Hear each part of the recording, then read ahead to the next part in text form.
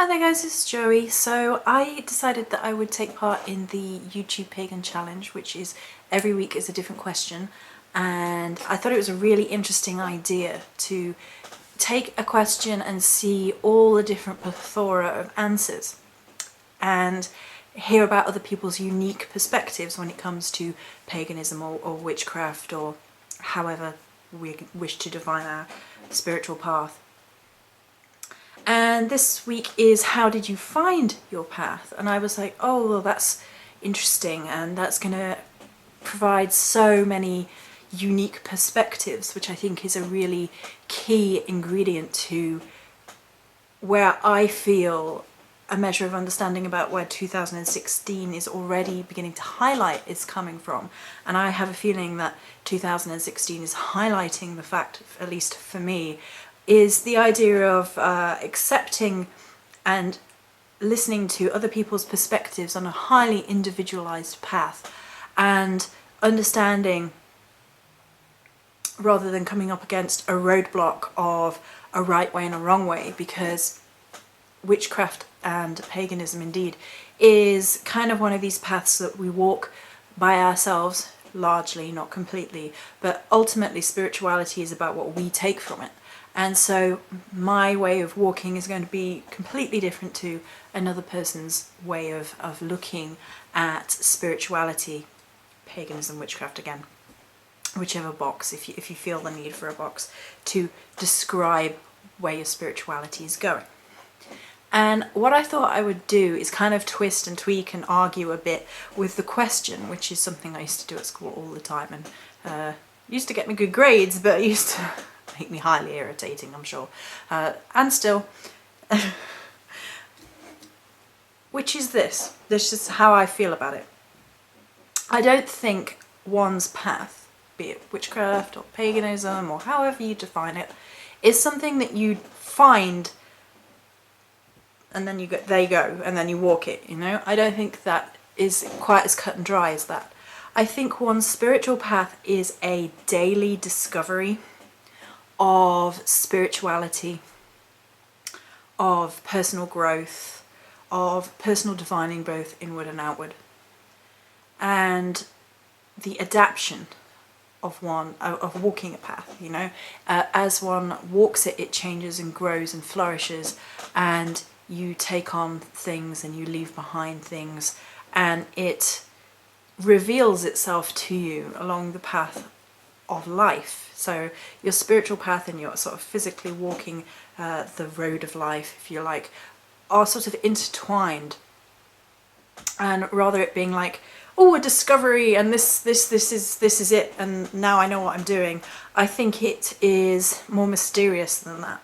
I think it existed before you were on your path. It was already inside of you, and it'll exist perhaps long after you've gone, like a part of you living on in a way, or perhaps part of your reincarnation. I mean, that's how I feel about life after death, with it being the reincarnation aspect and taking on many, many different experiences, but that's a completely different subject.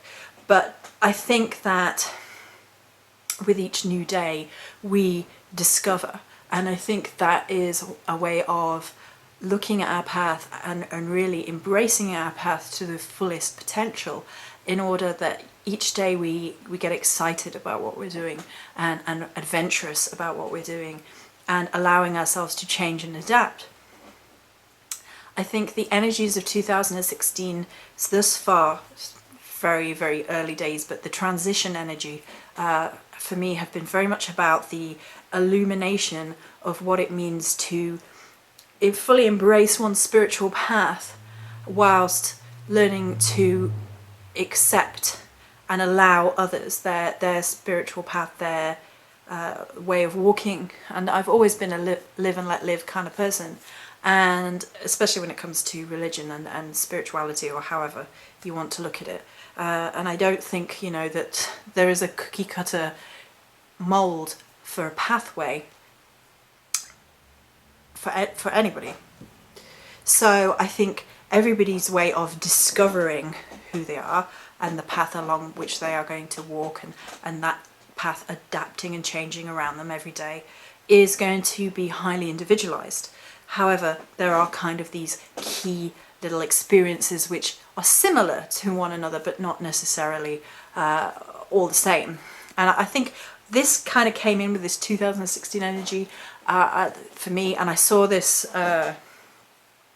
meme or picture, or however you want to say, and it was like, not all witches love nature.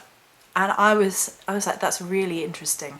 And I've heard it once or twice maybe in my entire interactions with other witches, of those who feel they're more like technological witches or more city witches. City witches tend to have a little bit more of a prominence, but they don't tend to really focus on the bigging it up. It tends to be like the lack of nature and how to cope, rather than well, I'm not a nature witch, I prefer to invest in this man-made side of things. And so that really interested me, about concepts coming in, about how we were drawn to our path versus how other people were drawn to their path, and how highly individualized that is.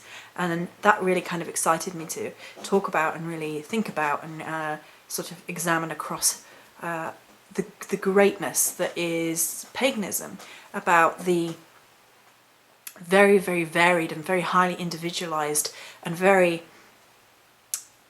self-aware way of our particular path is ours, and how we came to it and how we go with it are really very much ours. But there are these crossing overs of similarity of experience, and for me it was nature. But like I said, there was this meme about it not being for nature for some people, which was fascinating. And I think it really does broaden your scope to see, this is how I do it, so how do you do it? And oh, that's interesting, and having that discussion. And then there are sort of natural abilities that were indicators, little illuminations of what may already exist within myself and is already a part of myself. And I tend to ascribe Celtic witchcraft to my path, for anyone who's interested, because it's just the easiest way to ascribe the path that I am walking.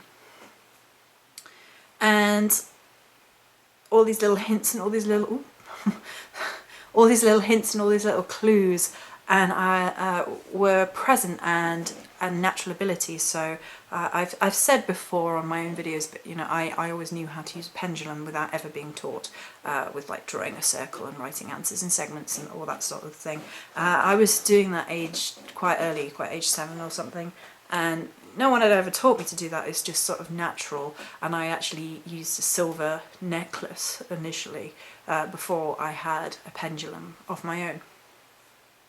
And I always felt drawn to the nature side of things, and there were family members who may or may not have had similar abilities.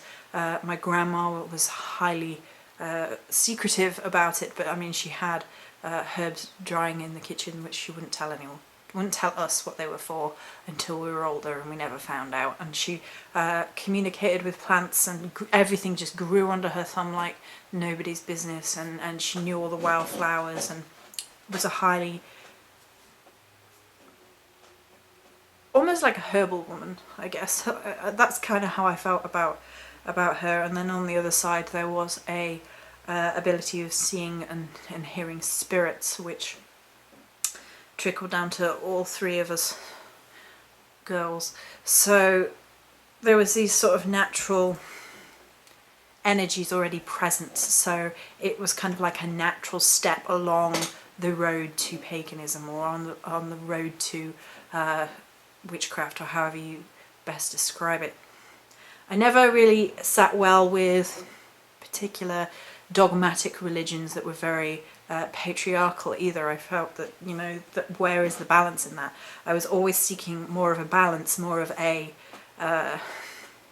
spirituality which didn't demonize one gender. I really didn't like the subjugation of women in a lot of the patriarchal dogma in some of the stricter religions. So I never felt comfortable with those pathways, and it just never was for me. So I never even tried to incorporate it. It just didn't sit with me.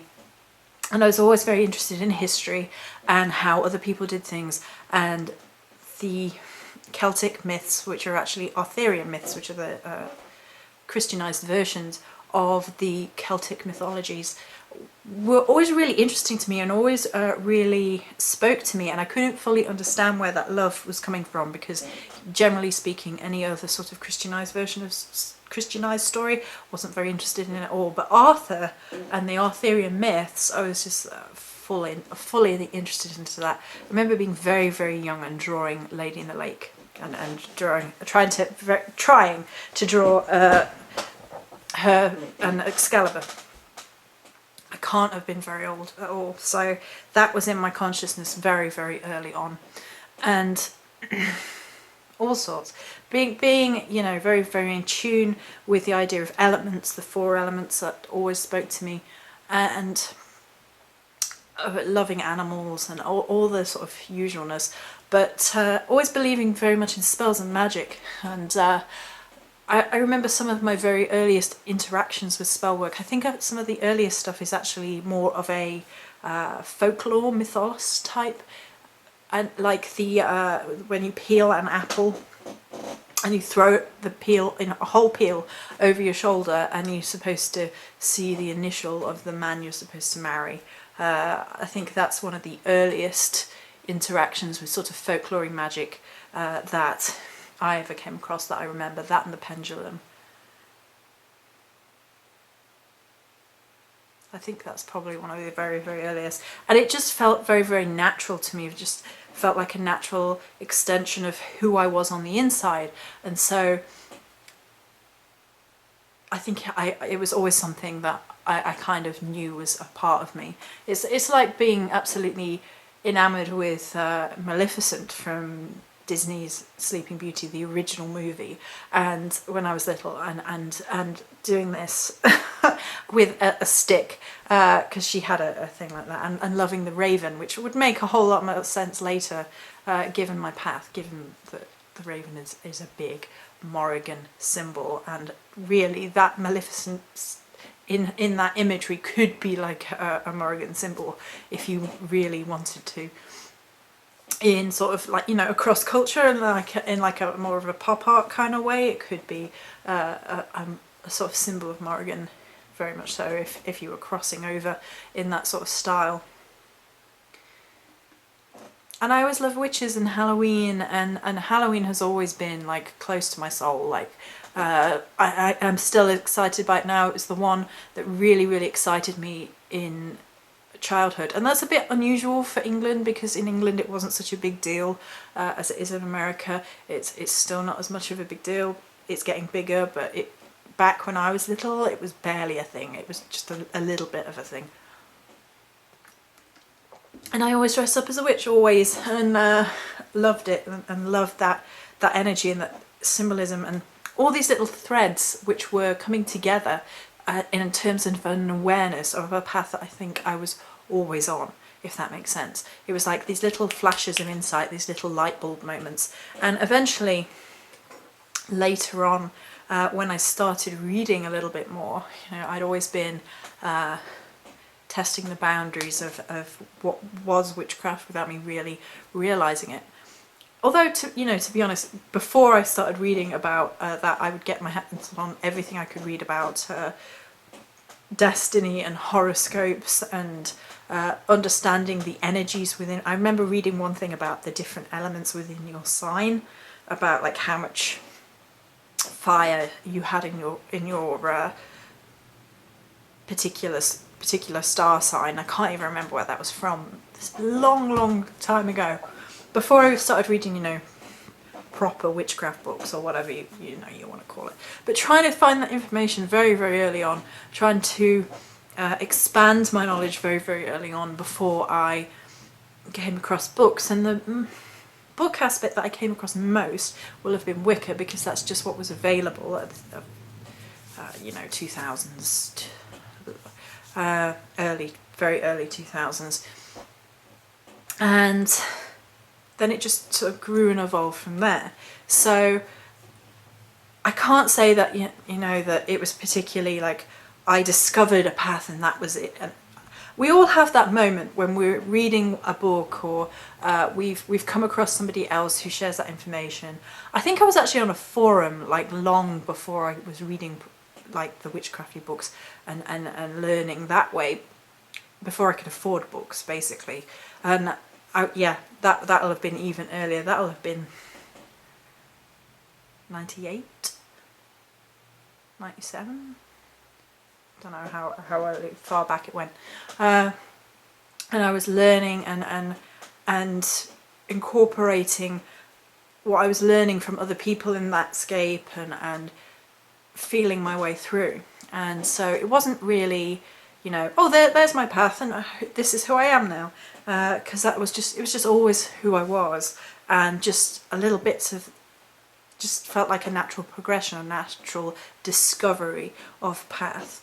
And we all have those moments, I think, where you feel very much like you've come home.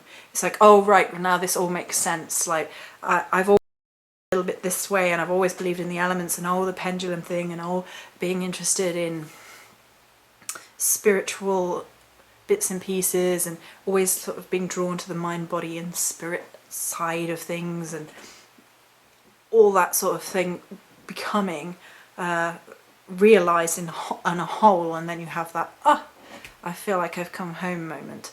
But I think it's very important to rediscover little bits of our path as often as we can, every day if possible, and incorporate that in how we work and walk our particular spiritual path going forward. So that's it for this first video. I've got so much to do, I need to go get back to it quick. For the YouTube Pagan Challenge. I hope you enjoyed my answer, and many blessings.